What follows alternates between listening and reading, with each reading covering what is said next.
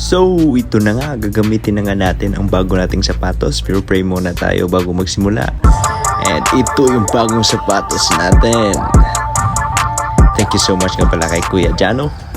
And sa mga kadigroup ko. And yun, maganda nga.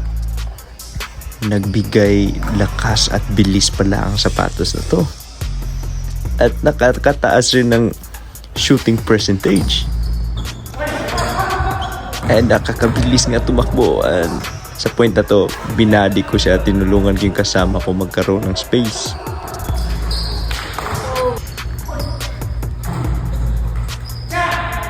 Ito nga pala ang mga ganapan sa laro namin kanina. And yun, idiretso ko na sana pero pinasa ko na lang. Nakakabait din pala tong sapatos na to. Nakakatanggal pagiging buaya. Ay, awlay! And yun, kakataas nga ng shooting percentage. Ganda na sapatos! Super ka ng sapatos! Parang dahil.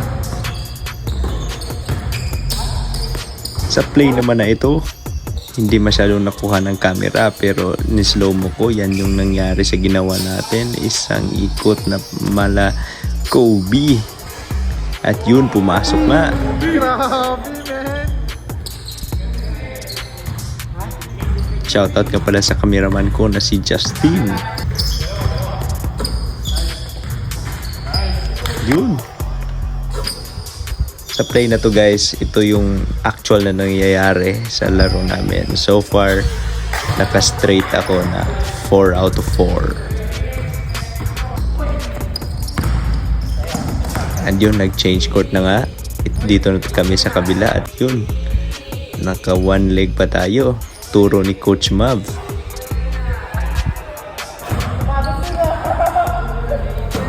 Sila ba? Entertainment na rin to. At least napasaya yung mga nanonood. And sa point na to guys, yun yung nangyari. Parang ang sarap kumanta ng Nothing beats a jet ski holiday. Book now for 40% off. Pero thank you sa kasama ko na nagawa niya na score pa yun.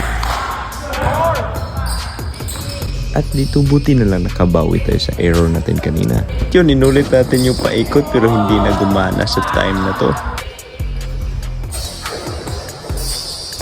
Kasi alanganin yung pag-ikot natin.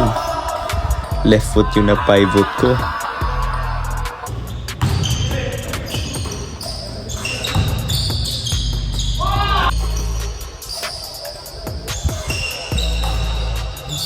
Yun, ganda ng reverse natin dito. At pati ngayon nagdepensa, sasaya niya. Yan yung nakagandahan sa mga larong ganito kasi for fun lang talaga.